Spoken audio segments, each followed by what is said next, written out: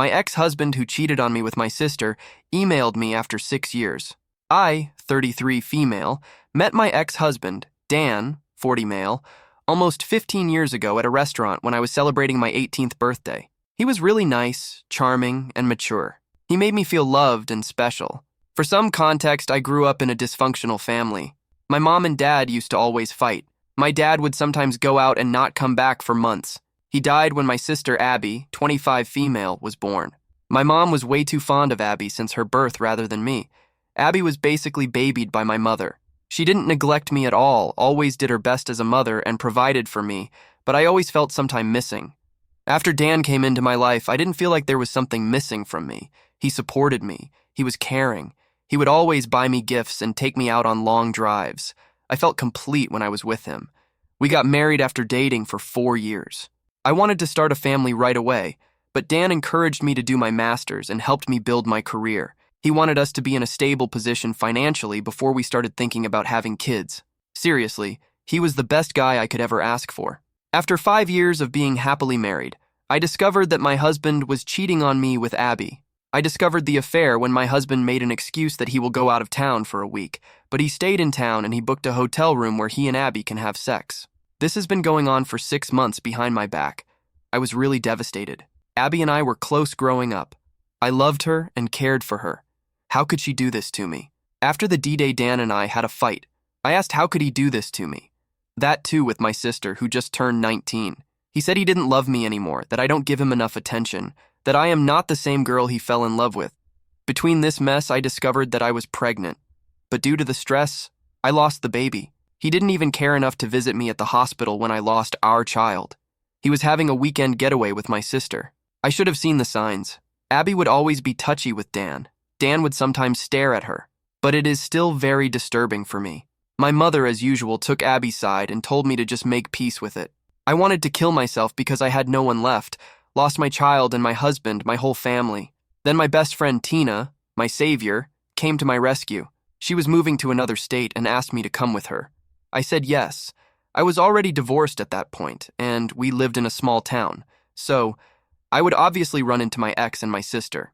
It took me a while to settle into my new life in a different state, but I met some kind people there. It helped me heal some trauma.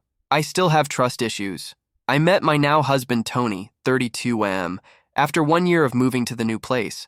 I was really hesitant and kept my guard up, but he showed me that he is trustworthy and loves me a lot. I was so happy with him that I almost forgot about the life I had back in my hometown. His parents were really welcoming and generous people. We got married a year ago. I am now pregnant with our first child. Yesterday I got an email from my ex Dan. It just brought back all the bad memories. I am just paraphrasing his email. He mentioned that he misses me. He tried to find me but couldn't. He is very miserable with my sister. She is very dumb and doesn't care about him like I do. I used to bake him a cake and throw birthdays for him. But Abby only texted him happy birthday and didn't even bother to buy him a cake. Plus, she is very rude. She doesn't respect him. She is always at the bar with her friends. He also mentioned that she has cheated on him 5 times already. The last affair was with his cousin. Our mother also doesn't stop her. He will soon file for a divorce, but lately he has been missing me a lot. He wants us to try again as a couple. He wants us to become a family just like before. Since I do not have social media except for Instagram, which is private, he probably doesn't know that I am married, and I have a baby on the way. I don't know if I should feel pity for him or just laugh because the grass on his side is very brown rather than green. Update. I just wanted to say thanks to all of you who messaged and showed me support. I have decided to send him an email and be done with it. It goes like, Dan, I am sorry to hear that you are suffering, but there is no way I would be with you. Yes, there was a time when I used to be that girl who would have taken you in a heartbeat, but that girl is not there anymore. That girl has died the day I had a miscarriage, and you were somewhere shacking up with my sister. I called you, but you never picked it up. I am married to a wonderful man who loves me and cherishes me. I am also pregnant with our first child. I am beginning this new chapter of my life with someone I love and care about deeply. So please, do not contact me ever again. You made your choice. You chose my barely legal sister over me. I do not care if she cheats on you or she doesn't respect you. Someone like you doesn't deserve loyalty and respect anyways. I have left my old life in my old town. It will be best for you to move on and have some self-reflect on yourself. You are just a deeply insecure man who is getting old and thought having a young woman would be good by your side. Goodbye. Update 2. A lot of you have been asking me what he replied. Well, he replied within an hour of me emailing him. He said that he was stupid enough to believe that I would still wait for him, and he said he would always wait for me because no matter what, I will always be his baby doll. I cringed hard. He used to call me that, but now it feels repulsive. I also got an email from my mom and my sister. My mom just congratulated me and was excited that she is going to be a grandmother, and my sister also did the same and said she will be the cool aunt. I cannot believe these people. They forgot how they treated me when I needed them, and moreover, betrayed me. I cried for a long time because I have been reading your comments, and it seems like me and my sister was groomed by that man. I feel so stupid. I know I shouldn't be mad at my sister, but she was old enough to know it's bad to have an affair with a married man. That too, someone who is your sister's husband. I blocked all of them. I am 5 months pregnant already. I don't need more stress. God bless my husband.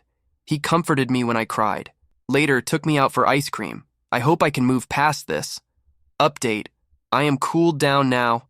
I think I can make a more elaborate update. Thanks to everyone who has shown me support, I needed it. The email from him, my ex, just struck me like a train. I had flashbacks of everything he has done to me.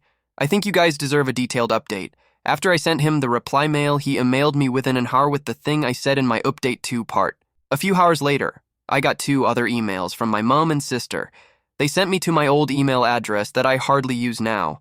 I don't know how they knew about my pregnancy. I try to keep a low profile. I still haven't posted my baby bump pics on social media or made any announcements. I only have Instagram to follow my friends. But it just scared me. I broke down crying on the spot.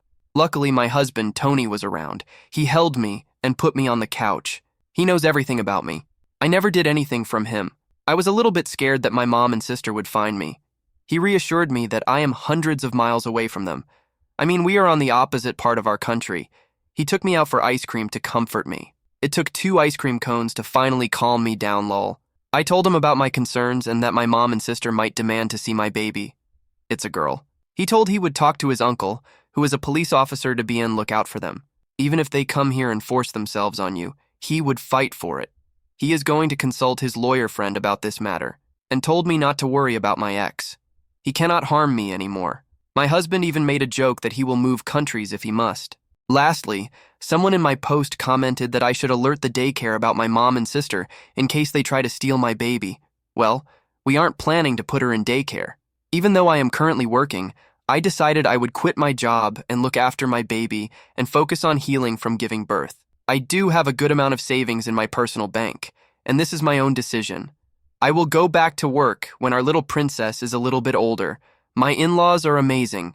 My mother-in-law and father-in-law live nearby. They are both good people and offered to help with my child. Also, don't worry, apart from my in-laws, I have a good support system too. Tina and her wife Jenny basically adopted me, lol. They are really good people and always helped me. I don't know what will happen in the future, but at least I am surrounded by some good people that I never had growing up. Now, I will take your leave and enjoy my husband pampering me. If something big happens, I will keep you guys updated. And my ex, sister, and mother are all blocked. Comments. He thought she would wait.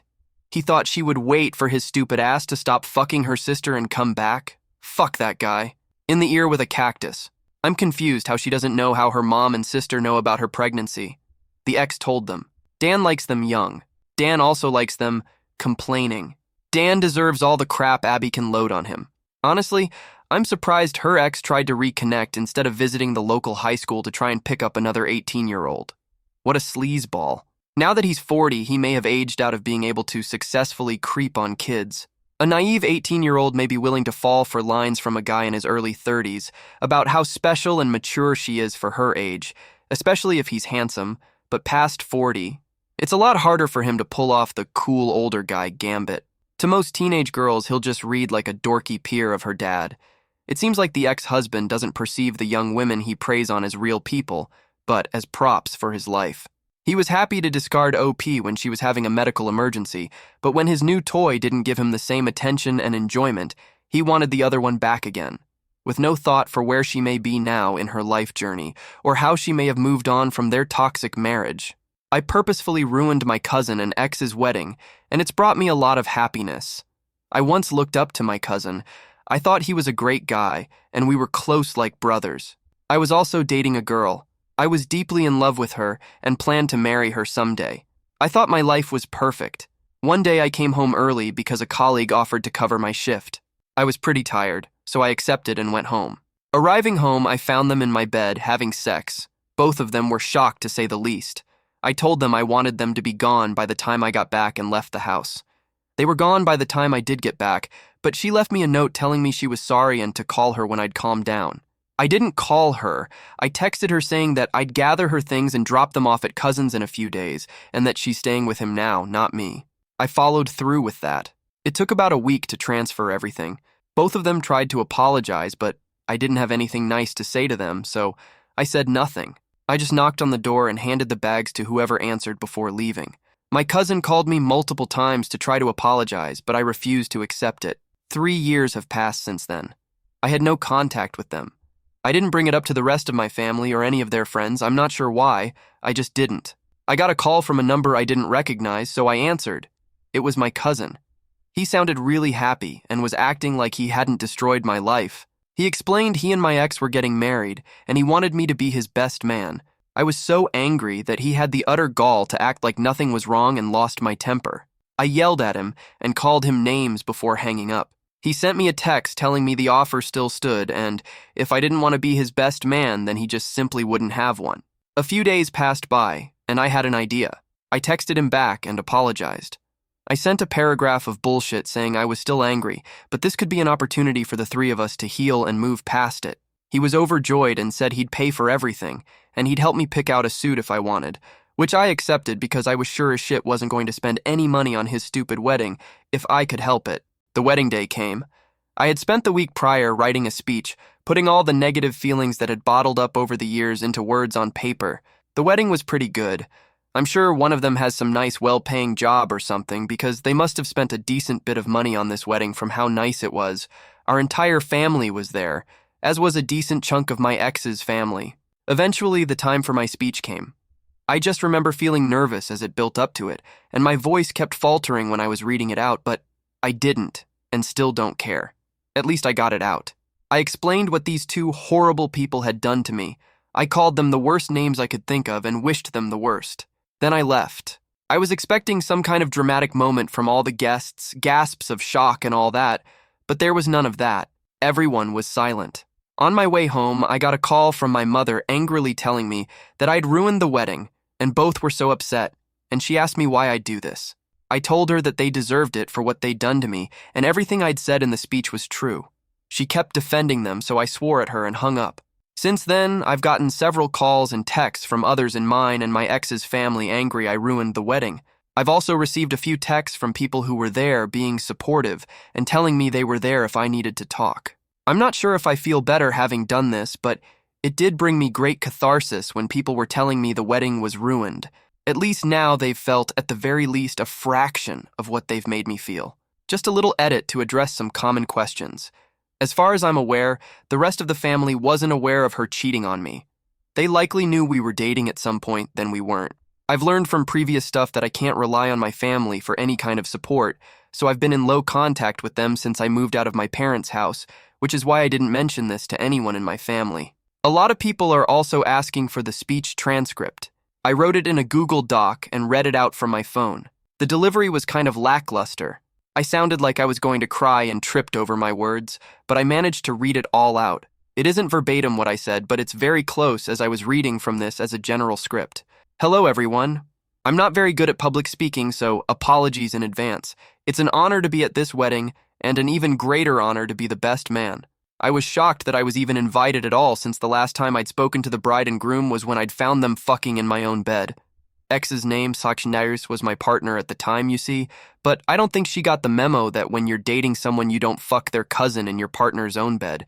And it wasn't like cousin's name, Sao didn't know we were dating either. Who knows how long this slimy cunt was fucking her behind my back? Weeks? Months? For those unaware, and I had been dating for 2 years.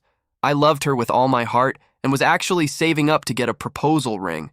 Maybe if X wasn't such a whore, Cousin would be giving this speech instead, and I wouldn't have been struggling with mental health for 3 years. Anyway, I've heard 50% of marriages end in divorce. I hope yours is a messy one. From the bottom of my heart, fuck you both. You ruined my life, and I will never forgive either of you. Update. Hey. It's been a while. A lot has happened.